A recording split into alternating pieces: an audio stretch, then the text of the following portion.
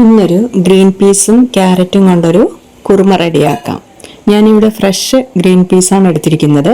പച്ചപ്പട്ടാണിയാണ് ഉള്ളതെന്നുണ്ടെങ്കിൽ 7-8 മണിക്കൂർ കുതിർത്തി വെച്ച് കുക്കറിലൊന്ന് വേവിച്ചെടുത്തും ഈ രീതിയിൽ നമുക്ക് ചെയ്തെടുക്കാം.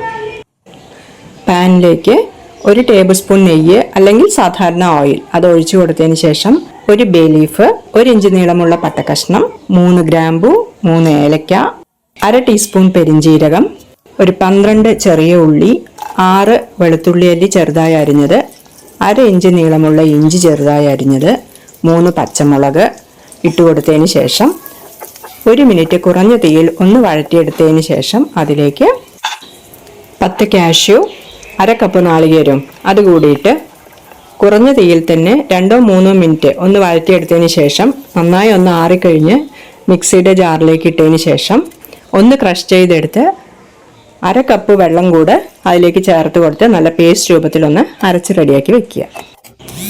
പാനിലേക്ക് 1 ടീസ്പൂൺ നെയ്യ്, 2 ടീസ്പൂൺ ഓയിൽ ഒഴിച്ചു കൊടുത്തതിന് ശേഷം ചൂടായി വരുമ്പോഴത്തേനും 1/2 ടീസ്പൂൺ ജീരകം അതിട്ട് കൊടുത്ത് ഒന്ന് പൊട്ടി വന്നാലുടൻ അതിലേക്ക് 1 സവോള ചെറുതായി അരിഞ്ഞത് ചേർത്ത് കൊടുത്ത് 1 ടീസ്പൂൺ ഉപ്പ് കൂടി ചേർത്ത് ഒരു 3 മിനിറ്റ് ഒന്ന് വഴറ്റിയെടുക്കുമ്പോഴത്തേനും ആ സവോള നന്നായി ഒന്ന് മുരിഞ്ഞു വരും. അതിലേക്ക് 1/2 കപ്പ് ഫ്രഷ് ഗ്രീൻ പീസാണ് എടുത്തിരിക്കുന്നത്. അത് അതിലേക്കിട്ട് ഒരു വലിയ ക്യാരറ്റ് ചെറുതായി അരിഞ്ഞത് 1/2 കപ്പോളം അതുകൂടി അതിലേക്ക് ഇട്ട് കൊടുത്തതിന് ശേഷം നന്നായി ഒന്ന് ഫ്രൈ ചെയ്തെടുക്കുക. കുറഞ്ഞ തീയിൽ തന്നെ 2-3 മിനിറ്റ് ഒന്ന് വഴറ്റിയെടുത്തു കഴിഞ്ഞ് 1 കപ്പ് വെള്ളം കൂടെ അതിലേക്ക് ചേർത്ത് കൊടുക്കുക. എല്ലാം കൂടി നന്നായി ഒന്ന് ഇളക്കി യോജിപ്പിച്ചതിന് ശേഷം കുറഞ്ഞ തീയിൽ അടച്ചു വെച്ച് 5 മിനിറ്റ് വേവിച്ചെടുക്കുക. 5 മിനിറ്റ് കഴിയുമ്പോഴത്തേനും അതിൽ ഗ്രീൻ പീസും ക്യാരറ്റും എല്ലാം നല്ലോണം വെന്ത് വന്നിരിക്കും.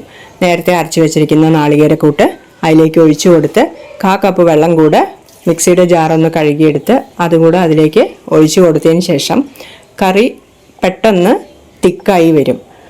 ആ സമയത്ത് 1/2 കപ്പ് പാലും 1/2 കപ്പ് വെള്ളം കൂടെ മിക്സ് ചെയ്ത് അതിലേക്ക് ഒഴിച്ചു കൊടുക്കാം. അടച്ചു വെച്ച് 3-4 മിനിറ്റ് ഒന്ന് നന്നായി തിളപ്പിച്ചെടുക്കുമ്പോഴത്തേനും കറിയെല്ലാം നന്നായി കുറുകി ഗ്രേവി പാകമായിട്ട് വരും. അതിലേക്ക് കുറച്ച് മല്ലിയിലയും കുറച്ച് കസ്തൂരി മേത്തി നന്നായി ഒന്ന് പൊടിച്ചെടുത്ത് അതുകൂടി അതിലേക്ക് ചേർത്തതിന് ശേഷം അടച്ചു വെച്ച് കുറഞ്ഞ തീയിൽ തന്നെ 1 മിനിറ്റ് കൂടി തിളപ്പിച്ചതിന് ശേഷം ഗ്യാസ് ഓഫ് ചെയ്യുക. ചപ്പാത്തിക്കും അപ്പത്തിനും എല്ലാം പറ്റുന്ന നല്ലൊരു green peas carrot kurma ready. കറിക്ക് ഗ്രേവി പോരാന്ന് തോന്നുകയാണെന്നുണ്ടെങ്കിൽ തിളച്ച വെള്ളം കുറച്ചൊഴിച്ച് നന്നായി ഒന്ന് ഇളക്കിയെടുത്ത് നമുക്ക് ചൂടോട് തന്നെ ഉപയോഗിക്കാം.